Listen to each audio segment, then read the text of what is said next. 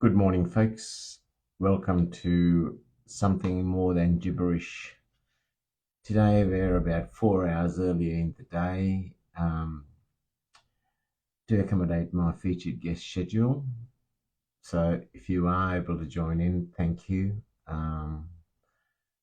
Really looking forward to this. So today my featured guest is Michelle, I hope I pronounced her surname right, Dosanjh Johal. Michelle has been featured on this show before, and she's an amazing lady. I absolutely love her poetry. She's a published author, but she also does a lot for particularly women in mental health. Through her experiences, she healed through poetry, and she readily avails herself to support others going through challenges through life, which is amazing. Quite often we think about me, why me? But to park our own challenges aside and to extend ourselves for others, for fellow humans, not often known to us, not even close friends or family. That is true selfless giving. So without further ado, I'm going to bring Michelle up and let's get this show on the road.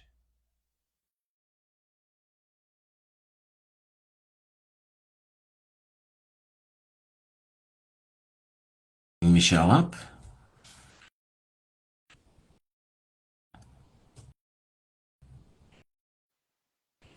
Good morning. Good morning, good afternoon. How are you? Good afternoon here in Canada, Vancouver. Good morning to you.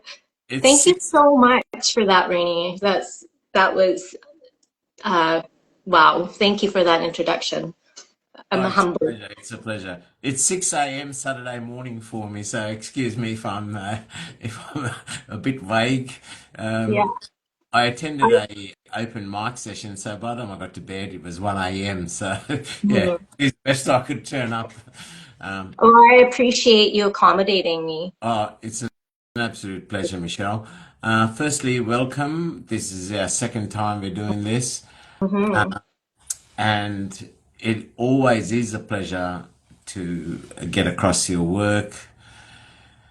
And I've been I've been gifted to have crossed paths with you, Kind. and it really has been a godsend gift. It really is. Well, it goes both ways. Thank So you, thank yeah. you.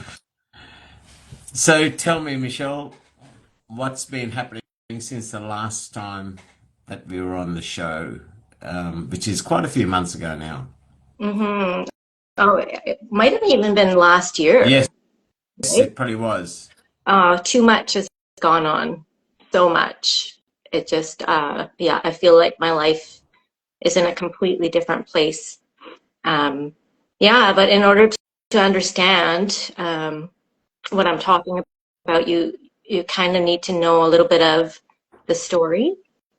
So Yep, is it okay if I get into that? most certainly. Love to hear it. Okay, well, I'm going to take you actually to a beach in Maui, and I'm overlooking the ocean with my sweet 9-year-old daughter at the time, Sabin. And I have a really important conversation that I need to have with her. And the conversation is, I look at her and I say, sweetie, I need to talk to you a little bit about autism. So, it's a huge spectrum. And your brother, Avi, has it, and he's somewhere in the middle. And there might be kids who are low functioning, who might not talk at all. And then there are people who are gifted, like Albert Einstein, who are high functioning. And I said to her, how we did that test recently, well, the doctor says you have high functioning autism. And to this day, I will not forget her reply. Her reply was, oh, I guess I have the good kind then, And so he always had this beautiful optimism, which was needed, especially since she was going to go through so many hard times. So by 11, she was diagnosed with a very rare health disorder. It's called mosaic Turner. By 15, she had full-on open heart surgery. At 11, her brother, who was already diagnosed with autism, Avi, was being diagnosed with an extreme mood disorder. And at 17, Dosanjh had multiple blood transfusions. She was hospitalized. And so there was just a lot of dark nights of the soul, you know, and I would think about one thing in order to pull me out of those moments. And honestly, that was the love that I have for my children. And I would think of this again and again and pull myself out of the darkness. But then came, somehow I'd managed to find my smile again, but December 23rd, 2023, we had another really extreme challenge. And it's quite recent. And so, I'm talking about it now because she's finally starting to get in a better place, but I just have to, kind of explain, she is like the gentlest, sweetest, kindest soul. And suddenly it was like she woke up and she was someone else. She wasn't herself anymore. Like one moment she would be raging and throwing things, and the next moment she would be laughing maniacally. I didn't know what was going on, and so I took her to the hospital, and the neurologist thought she had a brain infection and delirium. But then she became suicidal. And the medications, they were not working. And so this would go on for all of last year until, we finally found something that could work for her. And so it's been quite the process. And I was, I was angry. I was so angry with God. And there was one moment outside of the emergency room one day. Like, this is the third time we had come back, and I was having this conversation. Like, how could you do this to such a sweet, loving, kind kid who's been through so much already? And I heard a response, and the response was, but I gave her the best mom. Now, this wasn't necessarily how I was feeling, and I'm not claiming that I heard the voice of God, but this moment changed everything. Because in that moment, I knew how to step back into my power. I knew what I could control. And that was how I was going to show up as a mother, right? And so I was by her side day and night. And I was really fortunate because my husband was able to take care of my son full time because, again, he's autistic and he has an intellectual disability. He has a mood disorder as well. So he was able to take care of him full time, and I was able to be by my daughter's side for 2 months in the hospital. And then she would come back again for another 3 months that year. But I was able to be with her until she got better, right? And so that is where this desire to help people came from. Because I understand what it feels like to be in that really dark place, So I'm going to try to get through today's interview without crying, but Well, that's where it comes from. we have not met in person, but we have been friends for probably well over a couple of years now. Right. And listening to a very abbreviated explanation of your journey. My eyes are tearing. They're just so I can only imagine what it was like for you and your husband to Mm-hmm. watch children. Because I know with my own son, he so much as falls over and hurt his knee or something like that. Yeah. What that felt like, Mm-hmm. just a drop in the ocean to what you and your husband would have gone through. Mm-hmm. And I couldn't agree more with the sentiment that God chose, or whatever creative force, whatever label you want to give that, Mm-hmm. that they chose the best two parents to give these two Oh, kids. appreciate that, Rainier. I really Yeah. do.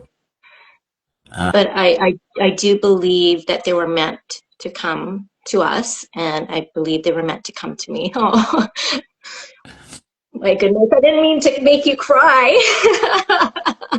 Well, um, I don't think there's any parent within a functional nuclear family relationship that couldn't relate, couldn't feel the pain. Because at the end of the day, doesn't matter what walk in life you come from, which corner of the world you come from, a parent lives for their children. yeah, absolutely. And focusing on my love for them was what brought me out of the dark places, Yeah. right? And I had to come back to self-love because I realized that their mother is important and their mother had to be whole. And I need to be there for them for a really, really long time, right? So now you got me emotional. Like, I'm going to need to,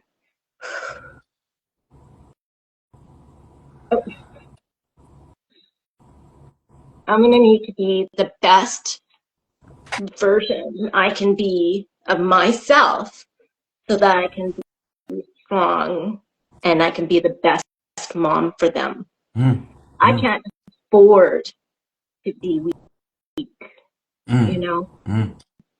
Um, and I don't, It's it's not like a car that you buy that has a certain short lifespan, 5 years, 3 years, whatever you change your car.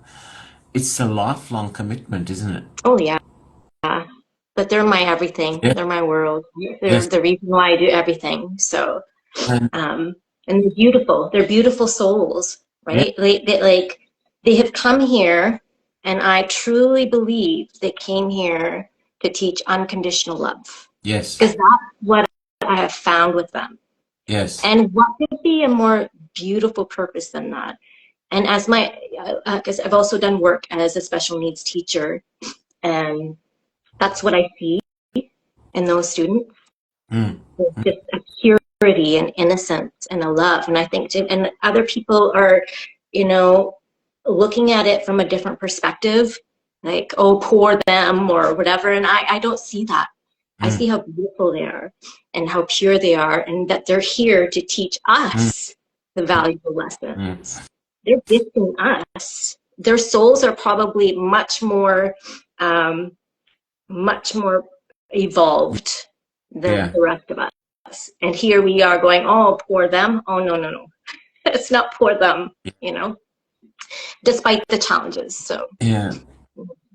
That is so true. And that again um, uh, absolutely touched me when I realized, when through our friendship, when you said to me a while back mm-hmm, what you do for a profession as well. So mm-hmm, here you are at home, you have challenges, not with one, but both of your children.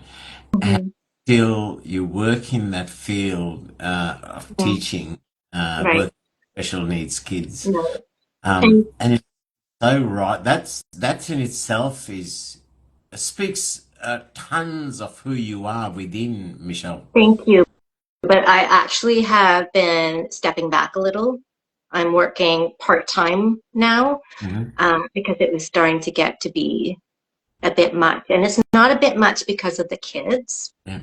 It's a bit much because of the lack of resources. It's a bit much when you walk into a workspace which is toxic, and then I have to reevaluate. And one of the things that I'm trying to teach other people to do is to create boundaries to also protect your own peace. Because if you're not whole, then you cannot be your best self for the people who need you, right? Yeah. And so I had to create that boundary, and I stepped away from a classroom that I loved so much. And I'm working part-time, and I'm still teaching, but I'm doing more social and emotional learning, which is my passion, which is one of the programs that I created. Was I put all of the knowledge that I've been accumulating.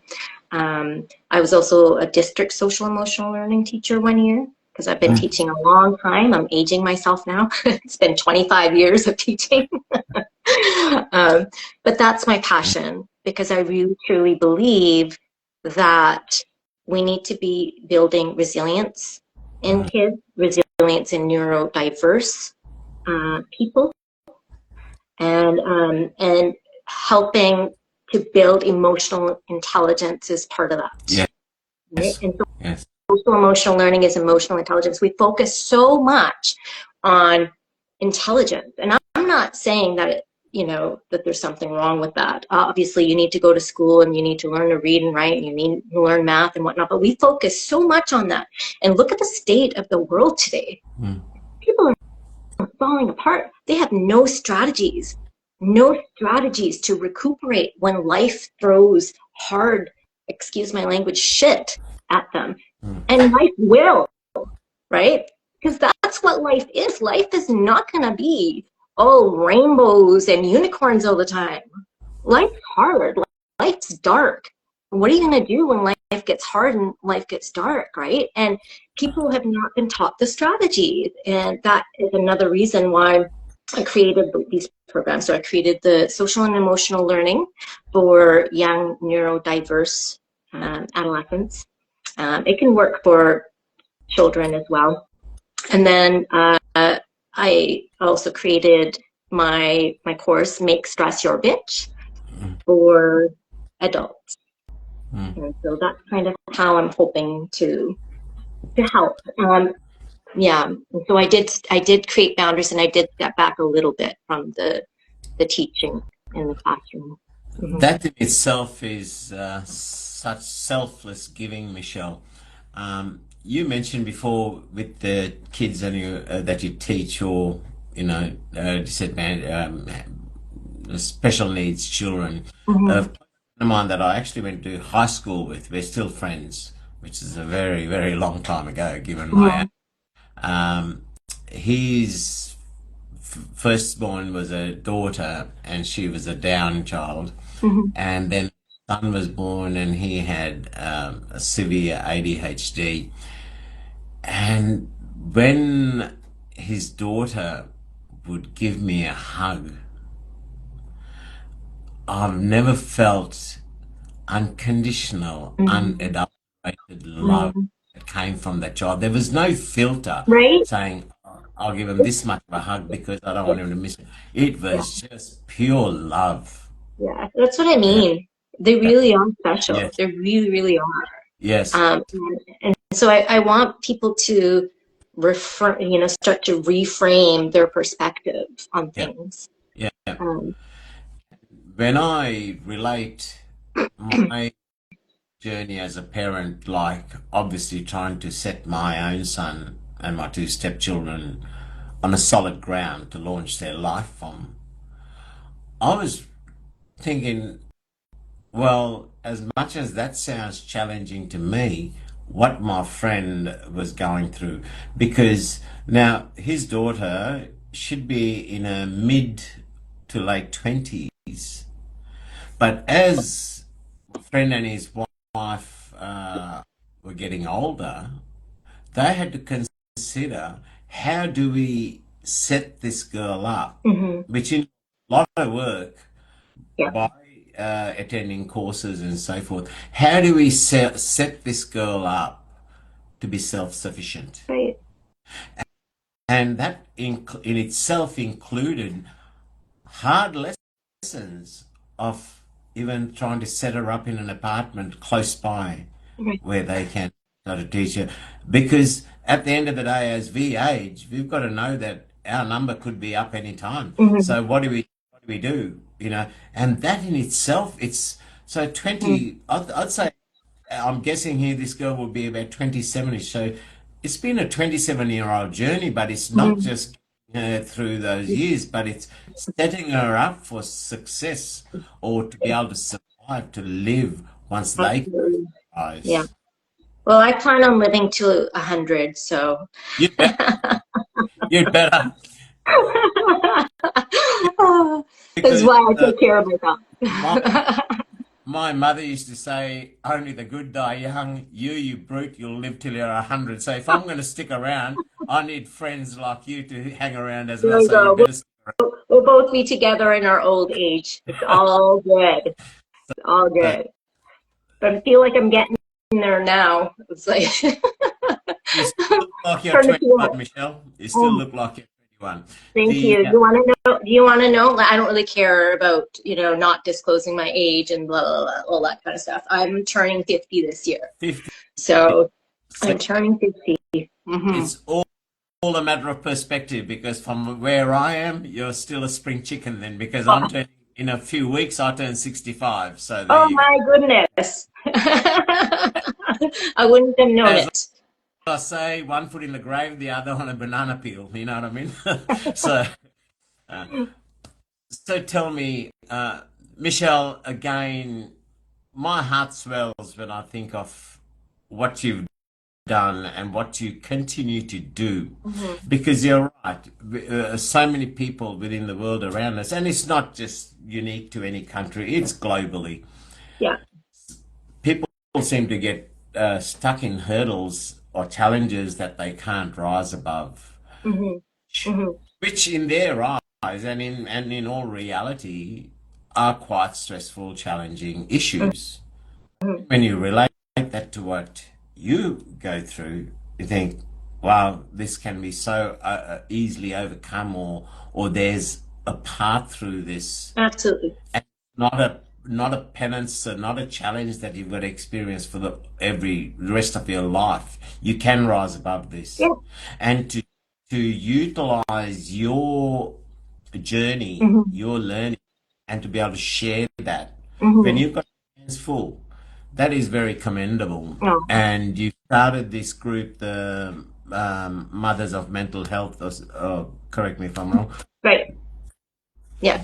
Yeah, That's that my, that is selfless, right? And that is, I don't mean to be rude to the academics in the world, but I personally hold much more value and give more credit to somebody who's learned through experience hmm than academic who talks through their learnings from a white paper. right. I have I appreciate it. life, Yeah. right? I appreciate that. That's me, and I'm sure there'll be millions others who would hold that same. Some will say, "No, you idiot," they're hmm highly trained people. Well, But yeah, and I would either, say that I have a bit of both, right? Because I have lived through it. I have used these principles, but these principles are also research yes, based, right? So in my program, I utilize all these research based principles that have worked for me and have brought me through the toughest times, right? And so, is it okay if I speak a little bit about the program? certainly, Yeah. certainly. I'd So love.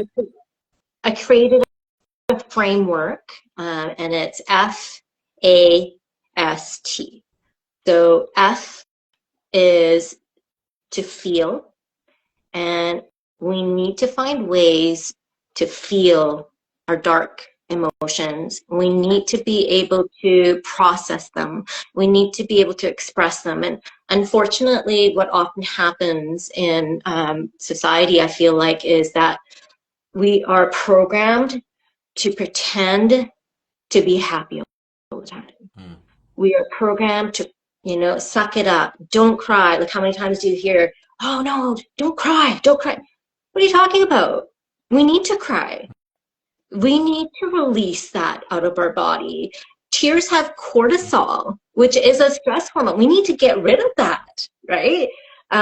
So we need to find ways, and in my program, I teach some ways to be able to get to feeling and processing, but not getting stuck there.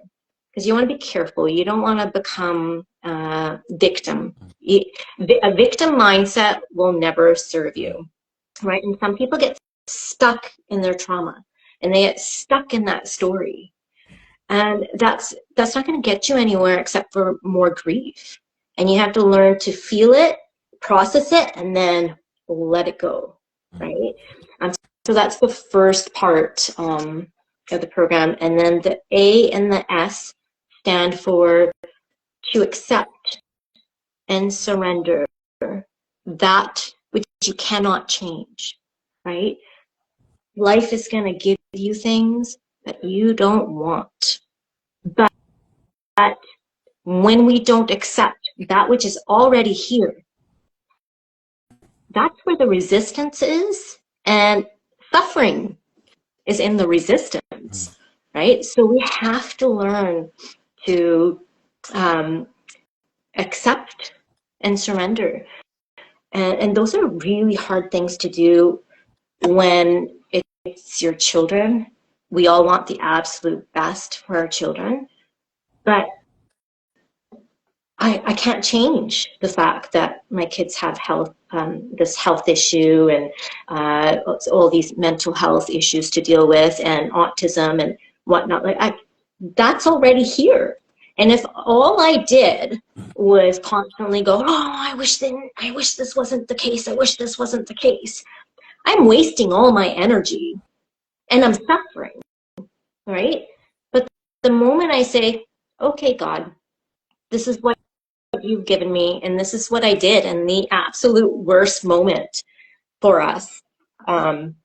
This is what I did, and I let it go. And I thought to myself, okay, well, I just have to deal with it. But the other key thing is you just don't ever give up on hope that things will get better, right?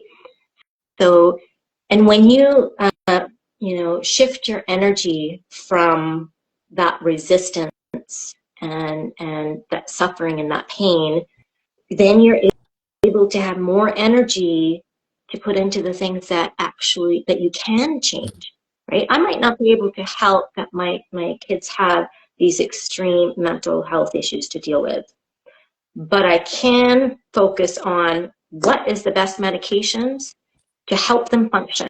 And I have both my kids right now in a functioning place, as happy as they can be. And I'm going to continue because I feel like, okay, I can continue to work on this, right? And giving them the therapies that they needed, and all the love that they. So you shift your focus, and you shift your energy to the things that will actually make a difference, right?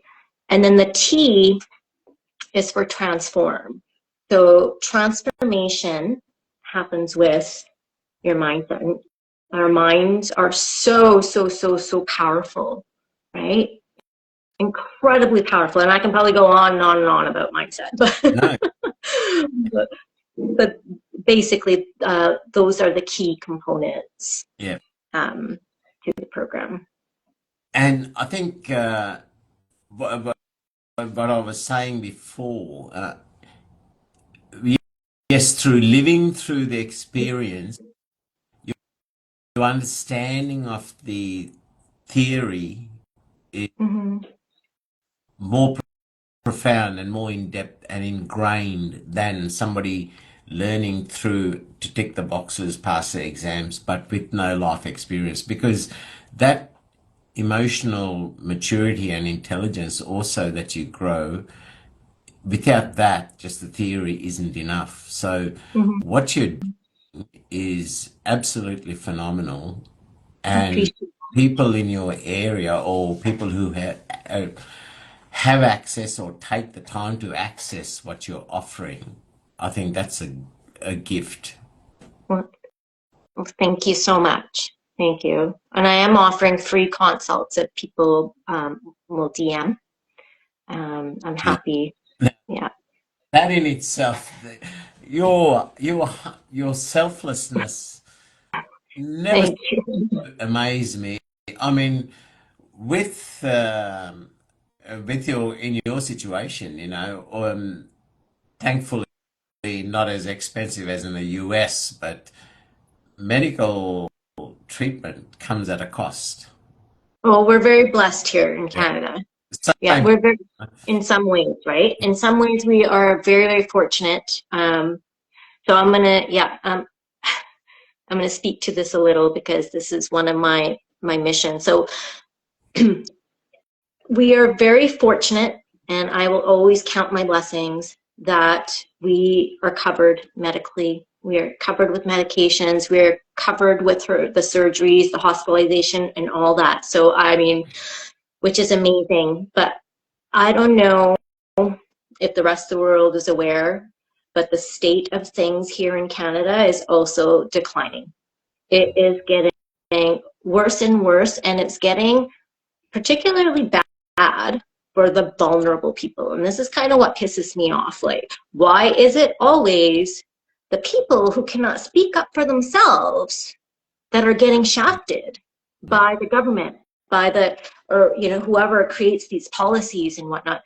So as a special needs mom, I had to advocate so hard just to have my son in school full time. Isn't that a right that children should have, to be in the universal right to be in school? And I had to take it pretty high up, and I'm a teacher, right? Yeah. And I had to be advocating to my district principal, which is crazy that this is even happening. And they're actually, the program that I was teaching in last year, next year it will no longer exist. And so there's a lot happening where instead of putting more into resources for special needs kids and education, we're getting less.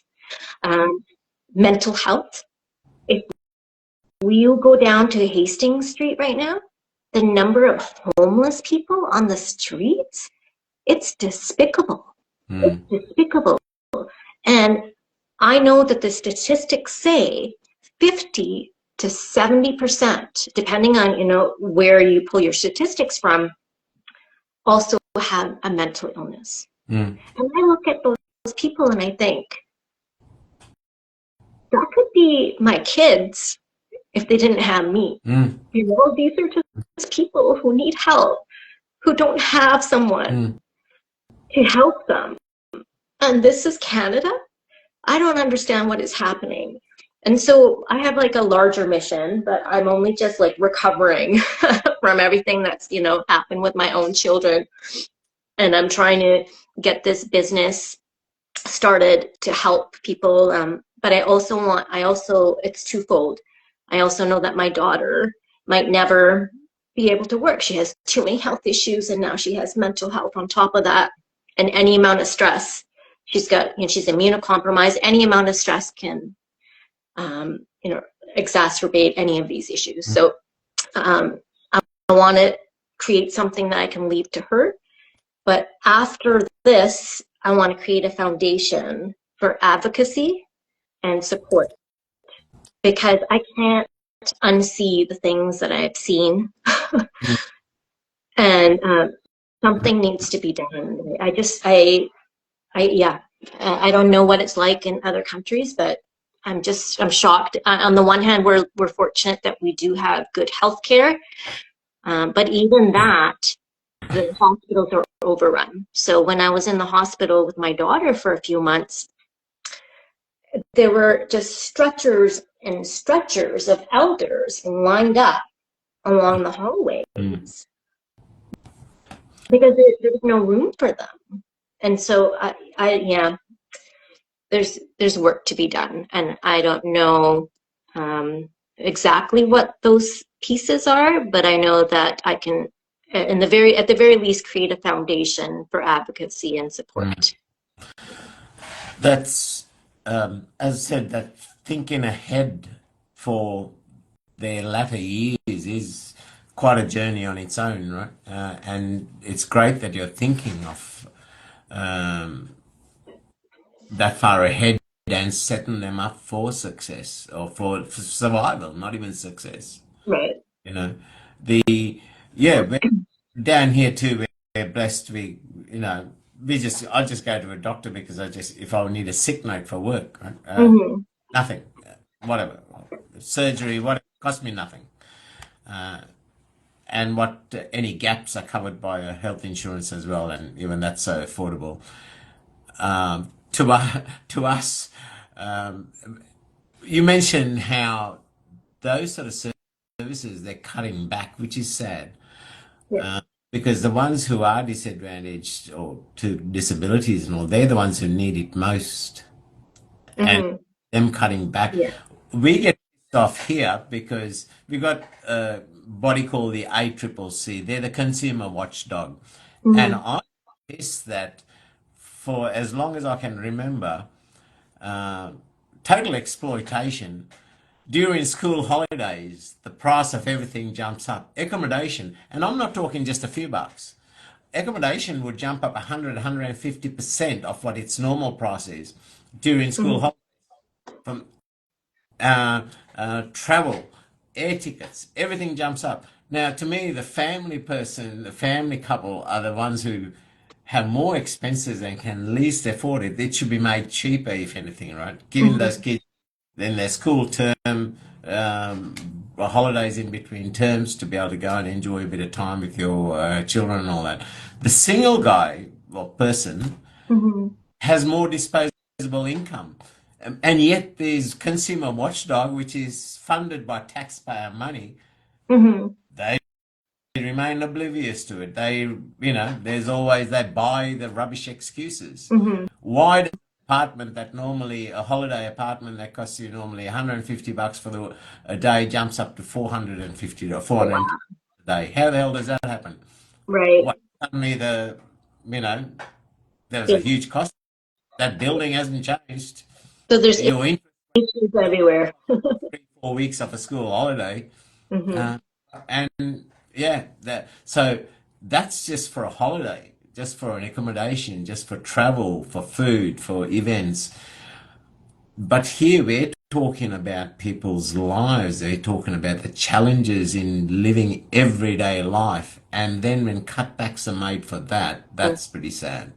Yeah, it's very sad. Like I said, these are the people that cannot speak up for themselves, right? Whether it is a special needs child, and it's because it's happening in schools, or whether it is, and I can probably get in trouble for talking about this because I'm a teacher, but whatever, they can do what they need to do, um, or whether it's mental illness, because people who are mentally ill, like that is not who they are.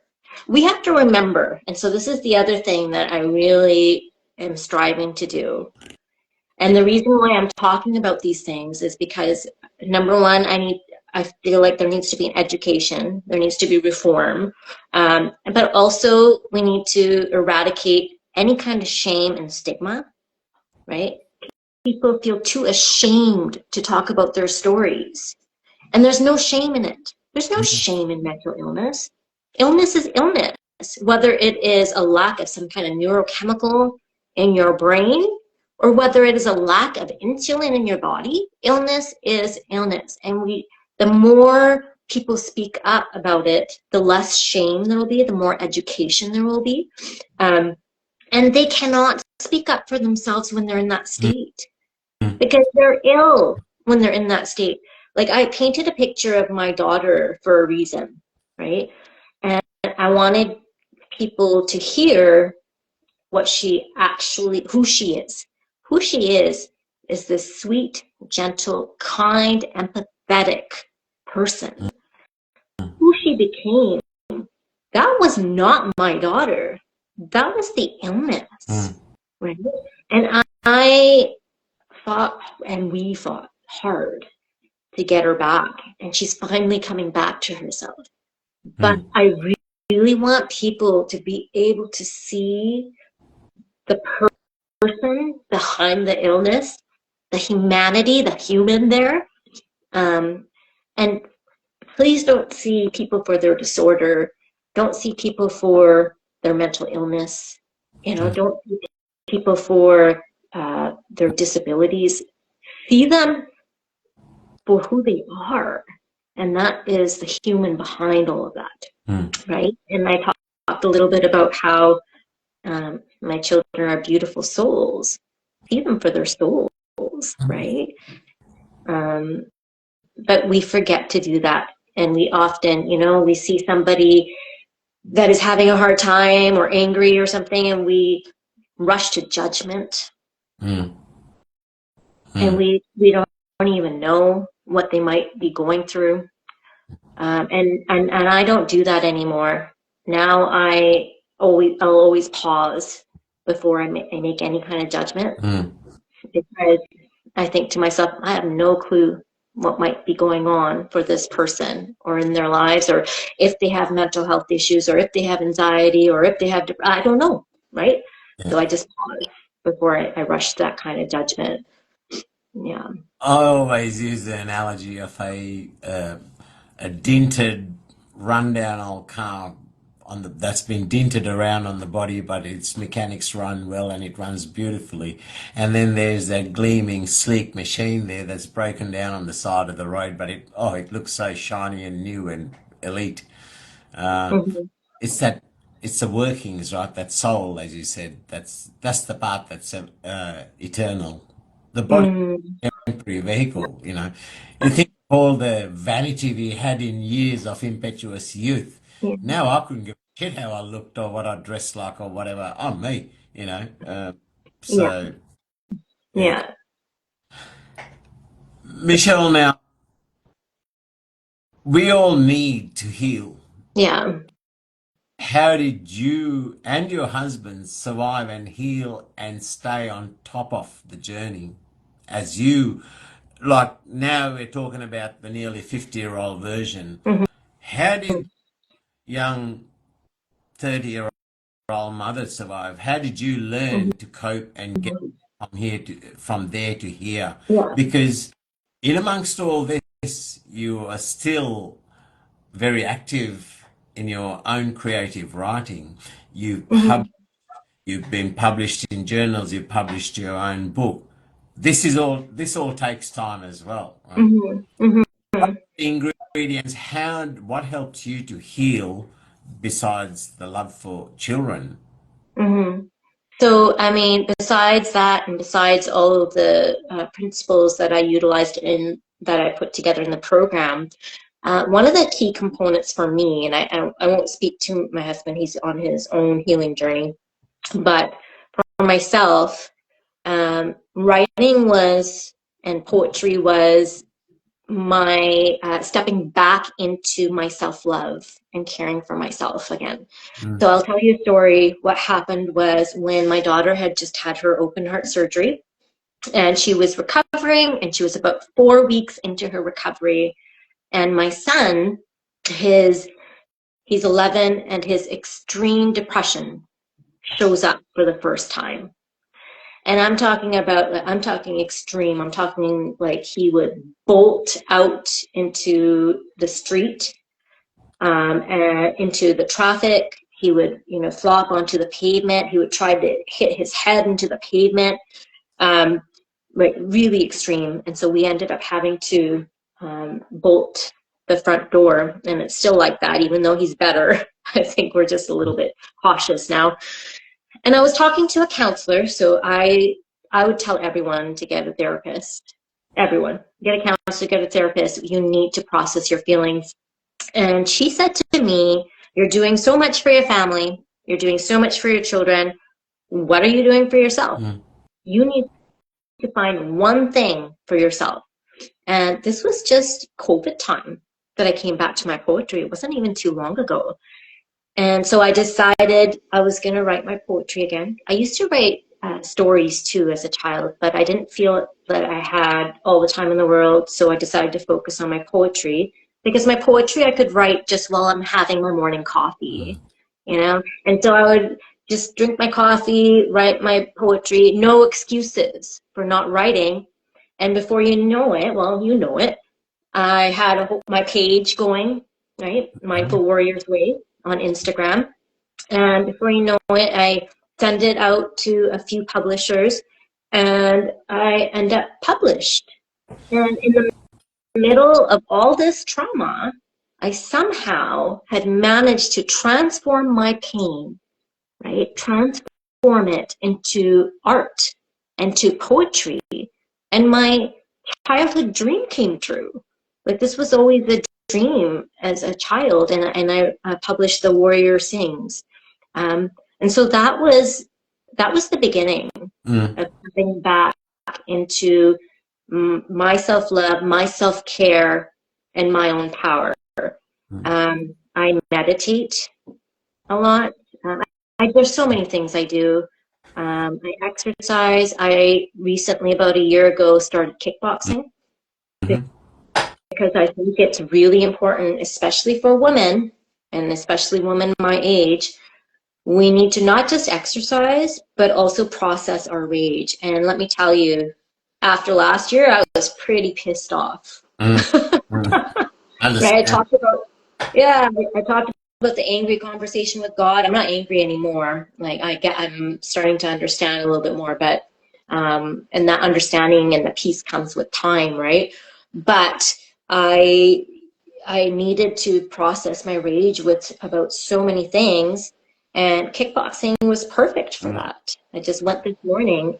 And it was really interesting. I tell some people this. So I would go, every time I would go kickboxing, I would think about the things I was really pissed about, especially like, mental illness and not enough support, all these things. And I would channel it and I would process it through my kickboxing. And I think this is so important, and I'll tell you why. And then finally, a few months ago, went to kickboxing. I'm like, yeah, I'm ready to get out my rage. And I wasn't raging anymore. I wasn't angry anymore. And I just felt like I had let it all go and forgiven it. And that came from giving myself an outlet for my rage. And this is why I'm talking about it, because women feel like they don't get to be angry, right? They're so scared of being seen as that, angry, bitch, forgive my language here. And so they repress it. And then Dr. Gabor Mate talks about how 80% of autoimmune sufferers are women. It will become disease in your body if you do not learn to process your rage, if you do not learn to process your dark emotions somehow. And I'm telling you, everyone has a gift. Everyone can do this, right? Maybe if you're watching right now, maybe your gift isn't poetry. Maybe your gift is athleticism. Maybe your gift lies in academia.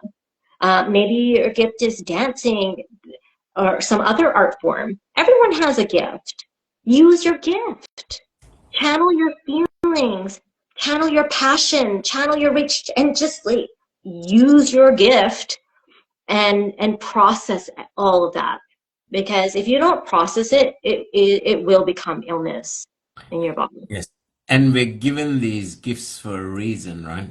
And it's your gift is what somebody out there needs, and their gifts is what we need. Absolutely, and you have to use them. Yeah. You have to use your gifts, and I would say even go one step further and process your feelings and transform everything with your gift. Throughout my whole life, I fully relate to what you, how even taking up that kickboxing has helped you. I myself, I've been an avid student of the martial arts all my life, and initially it's because you wanted to go and kick the shit out of that guy who looked at you sideways, and you want to. And it was, and remember, like today, Melbourne is a very cosmopolitan city. But in the 70s, it wasn't, and I was like I was the one of 500. In a school of 500, I was the only dark complexioned kid. Right.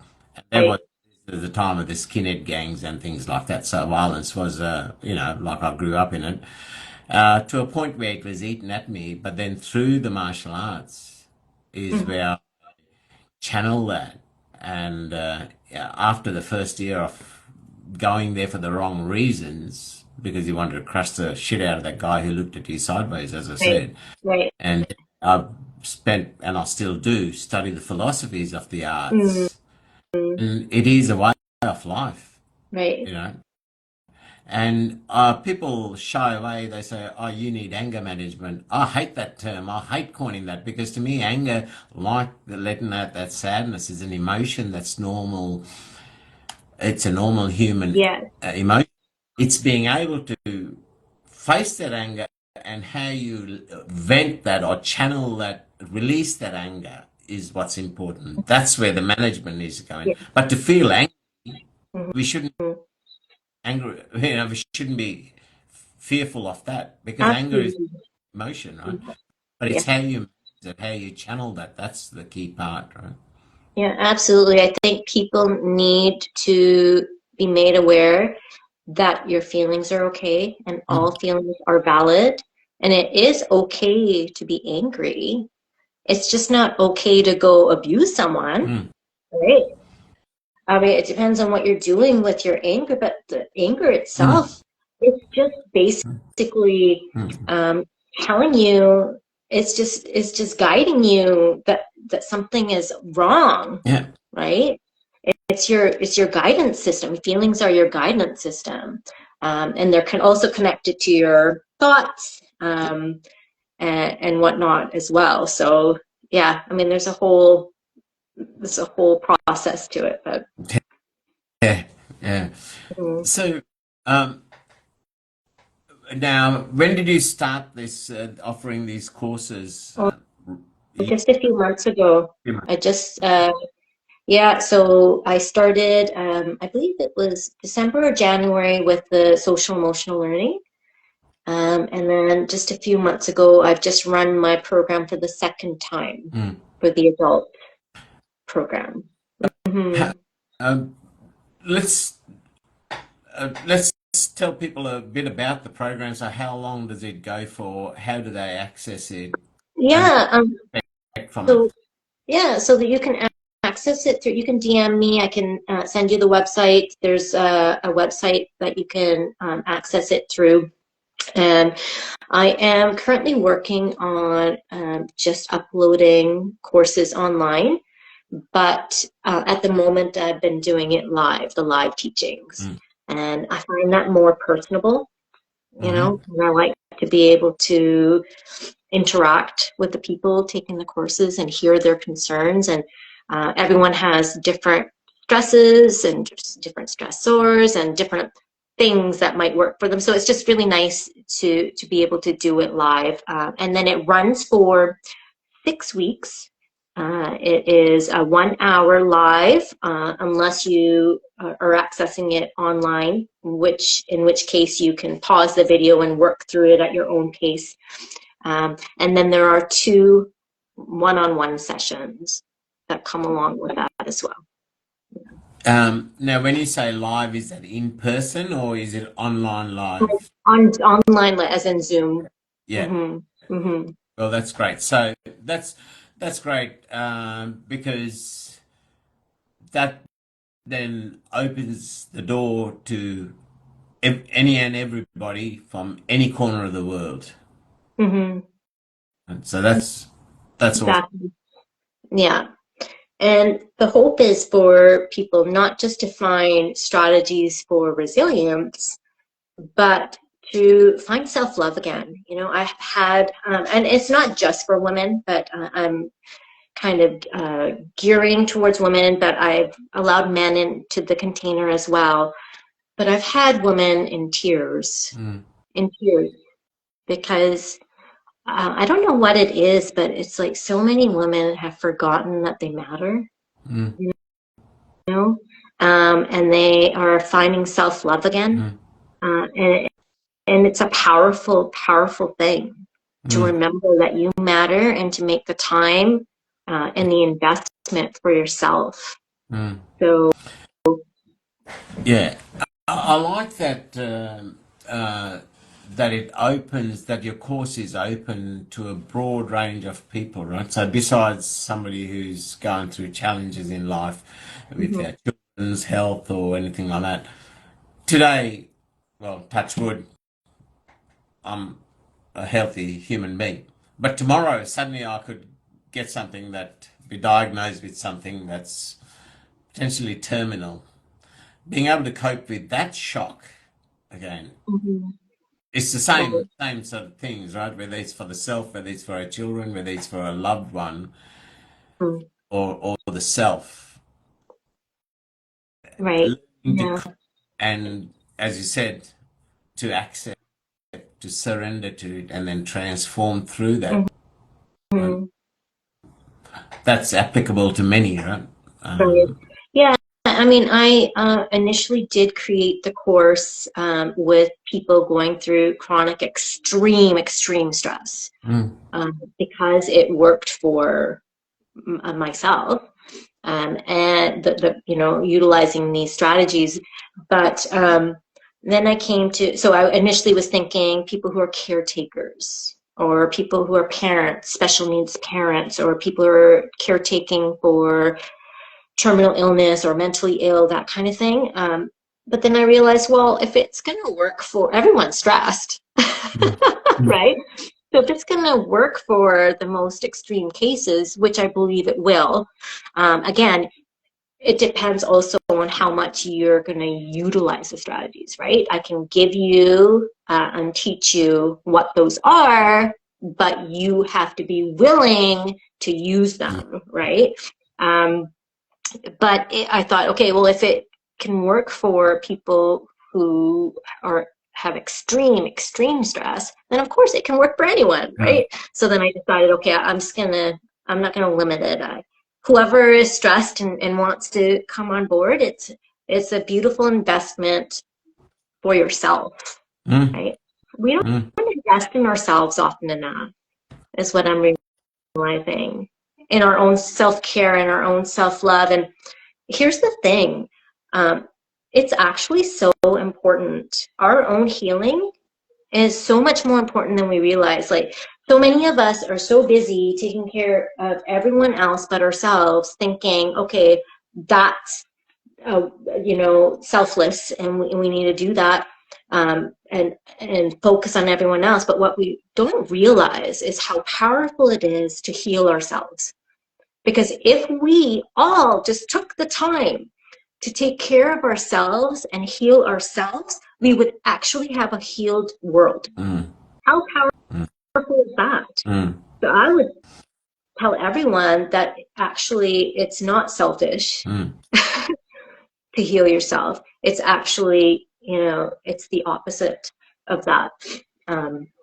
You can't And you're helping the world. get what you don't have, right? Yeah, exactly. Exactly. And it is from that place, right? It is from that place of being healed and in our own power that we're able to be the voice for those people who can't speak up for themselves, to be there for the vulnerable population, and to make a difference. Yeah. Right? Yeah. I've always lived my life for others. The minute they need it, they know, call me, call this guy, and he'll be there. Person I made time for was me.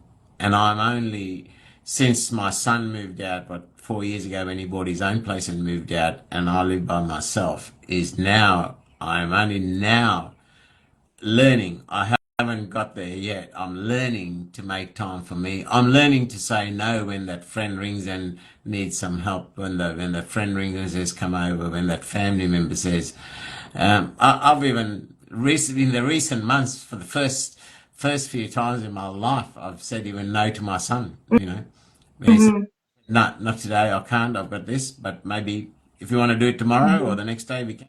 today. I've got my yoga class. I've got my gym session today, and I really need to go because I missed yesterday. But I've got my golf today. I really want to play because last week I was not well. I missed out. But Hmm. do it tomorrow if you like, or after golf. After I'm learning to say Right. sometimes, but to not feel selfish, saying, "Hang on, your son just called you, and you could have given up your. It's only a damn game of golf. You could have given that up and gone and done." But it's those baby steps of Yeah. learning to say no, Right. right? Yeah. Look, if it was obviously critical and I'd be there. I'd drop everything and I'd be there. Exactly. But because he needs Exactly. to hand me something, no, you can wait. You can Hmm. have a bit of patience, Yeah. right? Learn a bit of patience. It only took you 65 years to learn that. Right? Yes. Because I always live for the other person, I'll drop everything and I'll be across the other end of the world for people, right? Right. But Yeah. and now I Same. But this is the thing. It's okay to do that, and it's okay, and it's needed, right? We do need to be there for people, but we also have to learn what the balance is and be there for ourselves, Mm. right? I can't even say that I'm learned to love myself as much as I love my children yet. Like Yeah. it's still a process. Mm. I'm trying to make myself an equal Mm. to how much I give to them, and it's hard. It's hard to do Yeah. that, right? Yeah. Straight. Yeah. It's a challenge. Um, so Hmm. what's the take up on the course been like so far? Uh, really, really well. Yeah, like I said, people have been grateful. People have been in tears, and my hope for them is that they continue to use the Yeah. strategies, and that are in the course. I also have a chapter in a book coming out. It'll be probably towards the end of the year, and it's with Marco Robinson, and it's stories of resilience. So it's the Start Over series, and the first book has come out, and the second book has come out, and they both became international bestsellers. I'm not out until book number 7, Right. but be on the lookout for that as well. Well, Hmm. he's done so well, and he gives so much to people. Traveling the world. I mean, that's a life mission for him now, right? Offering so much. So that's number one. Congratulations on being able to get a chapter in one of his publications. I think not that you need it, but sometimes people like validation of authenticity, and if getting your content, your recipes, your support mechanism, your framework into to be recognized and accepted by somebody like Michael Robbins, who's been doing it, Hmm. that speaks that sometimes you shouldn't need that validation, right? I should feel quite trusting and accepting and see if what you're offering me works or not. But most and that accreditation, that credibility, I guess, is that's huge. To be accepted and to be published in under his name in a book that he puts out. That speaks a lot for the authenticity of your framework and the validity of what you're offering, what you're saying, what you're teaching. Thank you so much. There's a lot of incredible people Mm, and incredible stories mm, of resilience, and so it's very inspiring. mm. It will be an inspiring read. Um, yeah, a lot of different stories. I mean, people go through so much, right? Yeah. Yeah, the mindset is mindset is huge. It's a huge part of that. Hmm. I mean, the stresses, the mental health issues, everything can come from such a variety of experiences in life, right? Or lessons in life, or challenges in life, let's say. Be it having to care for a disadvantaged or disability in our children, or be it a loved one, and look, suddenly life could be going good, and suddenly you're in a car accident and you find yourself in a loved one in a wheelchair or something like that. It can come from any aspect, right? But the same coping mechanisms still hold true. Absolutely. Yeah, absolutely. Resilience is resilience, right? Mm, And mm, yeah, these strategies within my framework absolutely can mm, provide mm, resilience. Yeah, and such an important thing. Such an important thing mm. in today's world with everything going on, right? To find So, strength and healing. so obviously, setting up and getting this course underway and growing that, not just in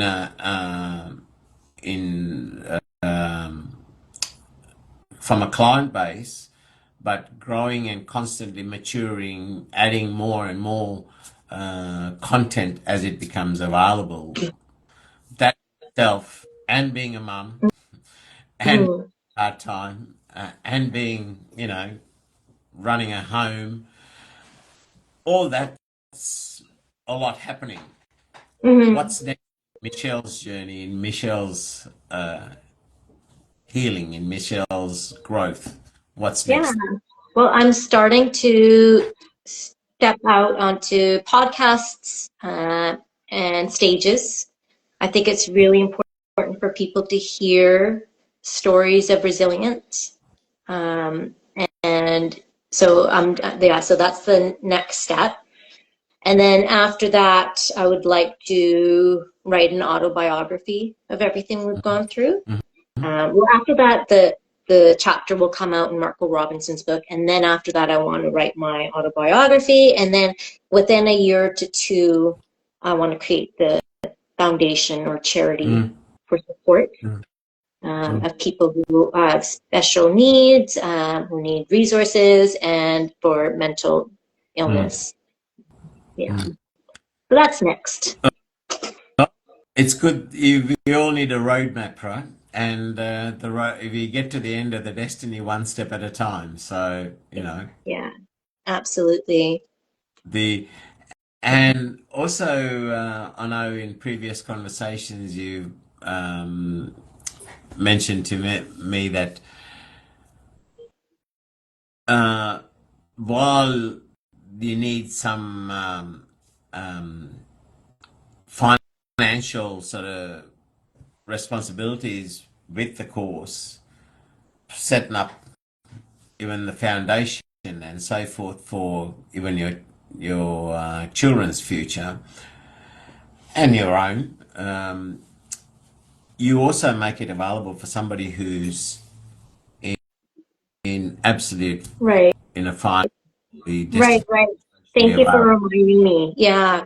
So if people are in dire straits and they need the course, but are not able to fund that, and then I can look into providing a discount. Mm. Absolutely. Yeah. Because I That's really right. want to make it accessible for people, particularly people who are going through a hard time, because I know what that feels like. So please don't let the price point be the thing that stops you. Mm. Mhm. And Mhm. that's again another reason from that you win my admiration, Michelle, because if I'm challenged financially and I want that shiny new car, I can do without that car. I can drive an older car or I can walk. Mhm. But when it comes to health, which everything begins and ends with health, that should not be just for the privileged. That should be available to everybody, Absolutely. you know. And it's so commendable. As I said, another reason to add to this bag full of reasons that I have feel like is Well, it's very kind. Thank you. Yeah, I'm doing what I can, yeah. doing what I can. So please feel free to reach out if you need some help with your stress levels and investing in yourself again and finding some healing. Hmm. Um, anything else that people need to know would help them to know in regards to what you're offering? No, I think that pretty much, yeah, sums it up. Yeah. If you feel like sharing any of your poetry from your book, yeah, showcasing your book, feel free. We've got about another half an hour, so feel free to share anything else that you Oh, like. Um, I don't have my book with me. I forgot. stuff- Yeah, I don't have it with is me. if it's close at hand, feel free to go and grab it, or if you Sure. you post it. Okay. Okay. I'll be right Yeah. back then. So, folks, while we're waiting for Michelle to return, um, I don't know about you, but I absolutely admire this soul. Such a selfless, giving person. And she's faced for many years so many challenges. Okay, so this is my poetry book. And let me see, which one shall I read for you? I love Maybe, the title, yeah. by the way, The Warrior Sing. Oh yeah, that's what I was gonna say. I was gonna read the namesake, The Warrior Sings. Look at that, we're both on the same page. Literally. Okay, so this is the poem that is the namesake of the book, The Warrior Sings. The most beautiful song echoed in the wintry halls of the prison, calling attention to the angel in the cold cell. His wings chained and bleeding. "You fool," said the prison guard. "You are cold and decrepit and a fraction of your former self. Your wings are chained and bleeding. Why do you sing?" The angel merely smiled and said, "Because in love I rise." So he sang once again, and the tune echoed through the wintry hilltops and barren land where hope had been lost. A nomad heard it and came to the windowsill. He saw the chained angel and said, "Fool, you are worse off than me. Why do you sing?" "Because, my darling, in love I rise." Days passed and the angel continued to sing. One day, the prison guard brought his little girl and told her to stay put. Of course, this little girl seldom did as she was told. She stole a set of keys and went exploring when she heard the most glorious of songs. She followed the song to the cell with the angel. She opened the cell and was overwhelmed with joy and love. She kissed the angel on the forehead, unlocked his chains, and said, "I love you." And the angel smiled and rose. Thank you. Sitting there, yeah. Some have said that self-love and we gotta nurture the self, right? We gotta be kind to ourselves because Mm-hmm. Mm-hmm.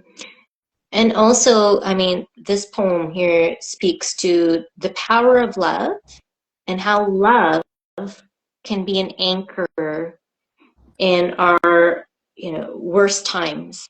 And so anyone who might be watching this now who is going through a really, really hard time, that's what I would advise you to do. I would say find yourself an anchor. mm, Right? For me, my anchor that pulled me out of the darkness was the love that I had for my kids.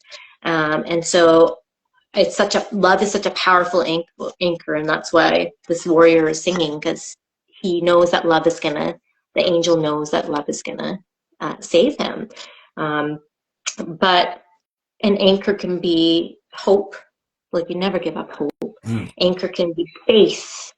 Um, Whatever your anchor is, you need to find it, because like when we're going through a really tough time, that's not the time to be practicing all these strategies and whatnot, because all you can do in a crisis is put one foot in front of the other and just kind of get through that moment, right? And so I would say just remember to breathe, be gentle with yourself, because it'll feel like you're in a boat that has sprung leaks, and all you can do is make sure that you don't sink, Mm. right, at that moment. So when you're in that moment, find yourself an anchor. And then when things start calming down, right, and you're in a calmer place, that's when you start to utilize these strategies and whatnot again. Mm. Yeah. I'm a firm believer that everything we do, when we say that love is life, I can't think of anything that a human, well, I'll speak for myself, that I wouldn't do that's not driven by a form of love. Mm-hmm. So it's misguided. Even that thief who steals something, it's because that love for something that he steals, Right. or that thing for self gratification is a love for something. Right? Right. If I went and gave of myself to help somebody, it's that love to see somebody else happy. Mm-hmm. Everything I cannot think of anything that I wake up in the morning and go to work for, number one, for the love what I do. Secondly, to fund the lifestyle that I love or the passions that I love. Mm-hmm. What it is, everything stems around the root cause driven by love. I can't Right. do anything that I do. If I go and spend Mm-hmm. in the garden, it's because I like the peace and I love the peace and tranquility of the garden, so I go and invest the labor to make that happen. Right. It's a powerful thing, for sure. The most powerful thing, it's what makes us get up and do things. Right? Absolutely. If I Absolutely. go and get off my butt, forget the bank balance, and jump on a plane and come visit you in Canada, it's that love to meet you, that love to see Canada, that love to experience your surroundings. Mm-hmm. Right. Everything. It's Boils down to love. Yeah. uh, it, Mm-hmm. it can, and um, as you said, it's your love for your children forced you to do so much, and now it's your love for others who are going through to help them to rise above their facings is why you do these courses and so Right. forth. And what you're offering, what That's you true. write, you know. Mm-hmm. So Yeah, and like I said, I know what it feels like to be in a really dark mm, place. And I was fortunate enough to be able to pull myself out of that, but I want to offer the same hope for other people because it's a horrible place to be. So, the um,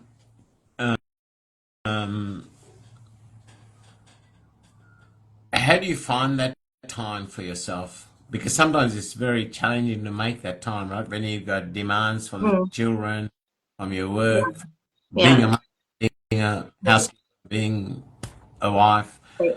How do you find that? Well, first I created that boundary, and I left that that classroom position that was starting to take and demand too much in a lot of ways because there was just not enough resources and things like that. So I created boundaries. I have a partner who we spell each other off Mhm. so that I'm with the kids or he's with the kids if we need to go off to the gym or whatever it is that we might need to do. Um, and a lot of the programs that I was creating was when the kids were in bed. Mm, mm, mm. Yeah, we have a lot more time than we realize. I Yeah, could be sitting there watching Netflix, which, I love to do, or I could be creating something that's going to help people. And so, um, yeah, you just don't make excuses and then you find that time, yeah. right? Yeah, That inner motivation. It's amazing how much time we can make out of 24 hours, right? But it just or we absolutely. can waste it. Exactly. Exactly. My TV just collects dust on the wall. It's hard to get turned on.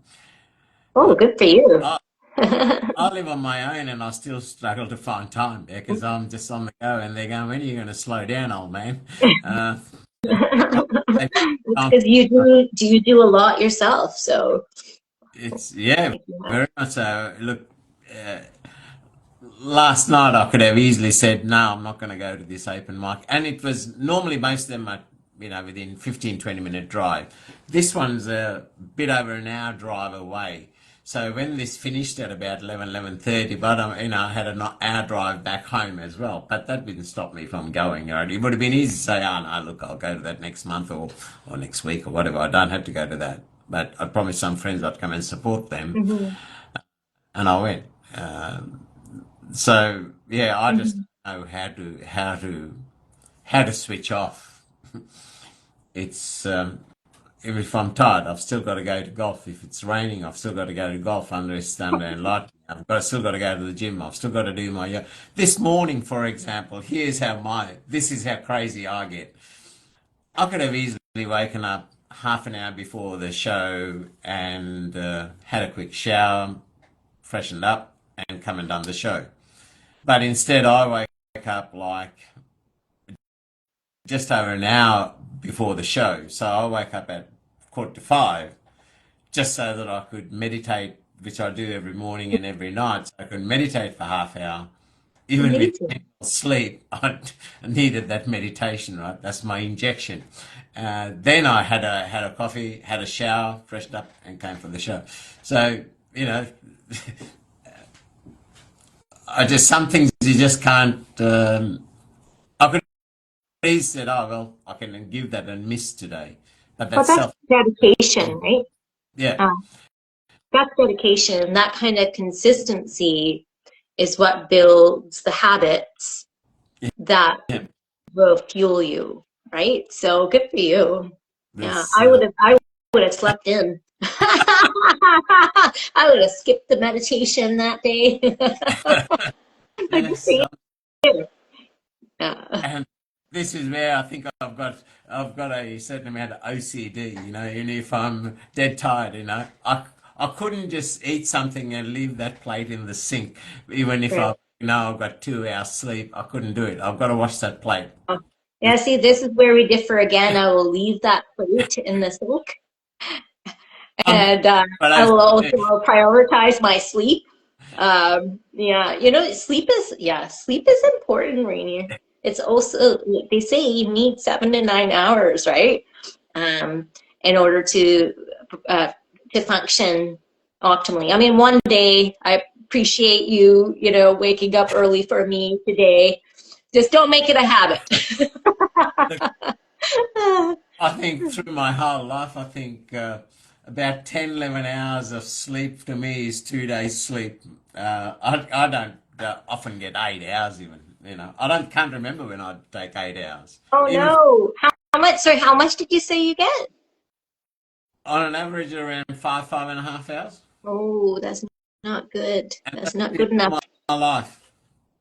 Oh, okay. So maybe you just need maybe less sleep than most people. Because But they say average 7 to 9. yeah, but Yeah. I can sit on a train or a tram and for just 5 minutes, Hmm. not go to sleep, but just literally go off into like I'm fully aware of everything around me, but I can go Hmm. to a deep place and I wake up like I've had hours of sleep. Oh, wow. I can go now and go and sit on a couch, just sit there, and I would lose consciousness for like 10 minutes, Hmm. and I would wake up and I'd feel like I've slept. I'd come out of it. Again, I'm conscious of everything around, but I get into this almost like a Oh, trance state. I switch off, interesting. then I wake up and I feel like I've slept the whole night Oh, soundly. wow. Yeah. Wow. That's incredible. You got to teach the rest of us. It's just something that I've always had, always been born Right. with. I don't know how I do Right. it. I So go. it's not even napping, because napping is really good for you too. Yeah. Like, so there's actually studies out now that if you nap 3 times a week for at least 30 minutes to an hour. Yeah. It will reduce your chances of cardiovascular heart disease. Yeah. So I mean, yeah, maybe, but you say you're conscious. You're not even napping. Well, and many friends would attest to this, even when we were younger, partying hard and things like that, right? I'd have a room full of people there, or half a dozen friends, or a room full of people, and everyone drinking and talking and blah blah, and music going on, and they'd say, "Jonesy, you were snoring, you went off like a light," but I'd be gone for about 5, 10 minutes, but then I'd just open my eyes and I'll go on the conversation that's been happening while in that so-called 10 minutes I was asleep. They go, how the hell did you do that? You were snoring a second ago. How the hell did you come? Like others would be talking about my body. No, that didn't happen. This is what happened. And it used to blow them away. Confuse me as well. So obviously I was at that beat, not that alpha, but that beta level of relaxation of mind, but still very conscious because I was aware of conversations that were happening, although I wasn't hearing anything. When you got half a dozen people in your lounge room, there's noise, right? Yeah. You think that would, but the noise, then I come straight out and into the conversation and I go, what the hell? How do you know what you were talking about? You were snoring. I was deep breathing, but so you were snoring. How the hell did you know what you were talking about? Witchcraft. Weird. As I said, I'm a strange, sometimes I question my own sanity. Yeah, that's what I said. I said it's witchcraft. If it's a gift that allows me to get more out of the day, I'm not questioning it. Right. It's the first time I've heard of this particular gift. Amazing. I don't know how I even do it. And I can do that in a tram. I can do that in a train. And yet, if Mhm. it came within 6 inches of me, I'm fully aware. Nice. Nice. The um, any holidays or anything planned at all with the kids and all that? You're in summer holidays now, right? Or do you Not go? yet. Another few weeks to go Yeah. before our summer holidays. Yeah. So school goes to the end of June here, and All right. And then it's your summer holidays. then it's the summer holidays. Yeah. So, Not much planned at the moment. mm, mm. Yeah. And how long do you get for that summer break? We get 2 months. 2 months. Yeah, right. But I'm going to be hopefully doing a lot for my, the business that I've created and the courses I've created. So I'm hoping to keep busy with Mm, that. Um, mm. yeah. Michelle, that's absolutely amazing. It's amazing that you've stayed positive and grown through your own journey and your own challenges, but then to be able to offer it to others, it's so commendable. It really is. Um, I appreciate that. I wouldn't have it any other way. that's what Yeah. makes you so Oh, special. My friend, thank you. never stop being you. You are, the world needs more people like you with your same mindset. They really, That's very, very, very kind. Thank you. you know, Um, yeah, I refuse to ever see myself as a victim, mm, right? I mm, think a lot of people, and like I was saying earlier, mindset is so important. A lot of people will get caught in like their negative stories and their negative mindset, mm, and then that's what's going to bring them down. And I refuse to ever allow myself to see myself as a victim. mm, And so that was a huge part of it. So Sarah Al-Madani and Robin Sharma and David Foster Wallace have said, the mind is not, and I have to apologize, there's like drilling happening all of a sudden outside the house. um, the mind is not your master, it is your servant. But if you let it run you, it's going to run you. It's going to run you to the ground with negativity and negative stories and victim mindset, right? So you have to take control of the narrative and you have to learn to start programming your own thoughts. mm. And that's a huge part of it. Our Sikh Guru Nanak says that Sorry, this is like No, distracting me no. Oh, now. He says, Seeker Nanak, he says, conquer your mind and you conquer the world. And that's a huge part of transformation. Huge part of I transformation. always use the term, and a firm believer, and I always use the term even at work. I probably use it on every second day. I always use the term that your mind can be your best friend or your best Absolutely. Yeah. friend. Yeah. And What I say next, the next step I take, what I do next, everything begins with my mind and right. ends with my mind. Mm-hmm. I can say I can't do that and sit here for the rest of the day, or I can say I can do that and take that step out that door towards what I need to do. Yeah, absolutely. It's powerful. Yeah, Mm-hmm.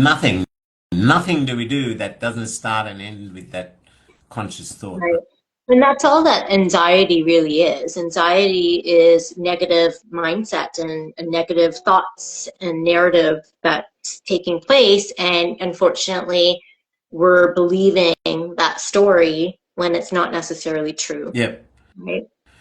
So, Mental health issues, it seems more prevalent nowadays. Is it because it's life has driven that, or is it because people are more aware and expose it now and face it, mhm, answer remaining in silence? Yes, the population's grown mhm, globally, so yes, we'll see increasing numbers, but as a percentage mhm, in relation to the population, if I was to look back at, say, my parents or my grandparents' generation, if it's hardly heard, now it's prevalent. Is it because people are accepting and are more open to calling it yeah. out? It buried behind closed doors before, or has society and lifestyles, Mhm. and whether it's the foods we eat, driven an increase in number? Right. And I guess we'll never know the degree to which is which, but there definitely is more awareness. There definitely is more diagnosis. There definitely is more education. So all those things are going to increase the numbers that we're now aware of, Mm. right? Mm. Yeah. I have this crazy drilling happening right outside my window now. It's driving me absolutely nuts. So, They do yeah, perfect timing. Great. your place or your neighbour? The beauty of alive, right? Okay, now he's stopped. Is it your neighbour's house or is it doing Yeah, some? there was construction just across the street, but I was not expecting it to be this. Oh, Now, the beauties of live IG. I know you mentioned it to me before, but you're based in Vancouver, correct? Correct, Yeah, yeah. yeah. And you're enjoying the summer right now. I've just our winter goes from June to August, so I've just stepped into winter. Right. Um, although we had the most amazing autumn as well. 3 weeks ago, I was playing golf in shorts and a short sleeve shirt, Nice. and suddenly, like as of about a week and a half ago, now I've got jumpers on and jackets when I go out, and it just snapped like that, you know. So, Yeah. um, The but we end had of the an amazing world. fall, an amazing fall. It was great. You know, Yeah.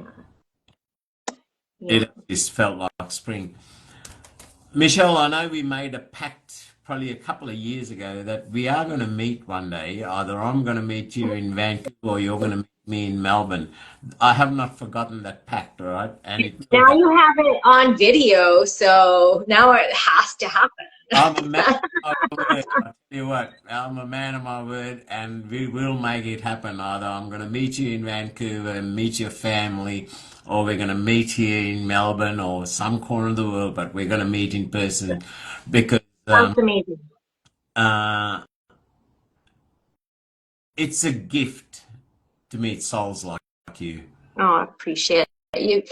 You've hyped me up far too much. But it's that, and it's not what you can just offer, right? It's just your authenticity. the selfless point where you come from, where you do what you do, it's a gift to meet people like that. I appreciate that. Very kind of you to say. Thank If you. we had more people that thought selflessly like yourself, this world would be a better place to live in. You look at all the trouble that's happening all around the world. Right. Whether Yeah. it's Israel, Iran, whether it's Israel, Palestine, whether it's Russia, Ukraine, whether it's all the other, recently the India, Pakistan thing, Yeah. where are Yeah. there all this shit happening?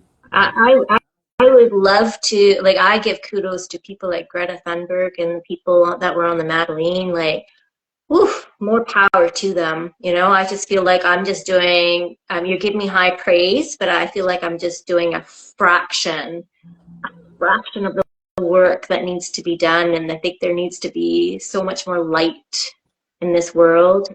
And I give kudos to people like that who are risking their lives to bring attention to things like this genocide. And but I appreciate your kind words. I just feel like it's never enough. A lot of what I'm doing is will always be for these kids, right? Because these kids are going to need me. And so that's going to take a lot of my energy, and I'm just doing whatever else I can. But You yeah. just mentioned what some of these people are doing. I'll leave you, I'll I'll leave you with this thought. Hmm. There's many small pebbles dropped in different part of the pond, as opposed to one boulder dropped in one place. Which one would have more lasting reverberations of ripples flow through that pond? So never estimate what you do, my friend. Sometimes small pebbles in different Hmm. areas of the pond have a more lasting effect of spreading through that pond than one Hmm. drop in the middle. Yes, there's a Hmm. flash, but those ripples die down. Doesn't reach every corner. Food for thought. I appreciate that. Thank you. Now, Yeah. um, as you know, I post this on. I'll create a YouTube video. When I share this on Instagram, I'll add you as a collaborator, and then I'll do the podcast, and I'll send you those links. Feel free to use them as you wish, and I do hope that this reaches far corners of the globe to people who are in a dark place, Yeah. people who can't afford the help, people who can afford the help, people who don't know where to look. I hope it reaches everybody. Hmm. Number one for you, and number two for people being able to rise above the holes, the dark corners they find themselves in. Well, that's the hope. The hope is to be able to Yeah, help. yeah. Yeah. I'm Yeah. a firm believer, and I'm in my own life, right? I've always been that self-sufficient, that self-driven, that self-contained little unit. But on those instances when I needed the help, even in the middle of nowhere, in the middle of the desert, on a lonely beach, wherever, when I needed that help's been there. Hmm. Out of the Hmm. So I'm a firm believer that what we need when we need it, not want but need, Hmm. is provided. And I'm sure this hour and 3/4 we've spent will find the people who need it when they need it.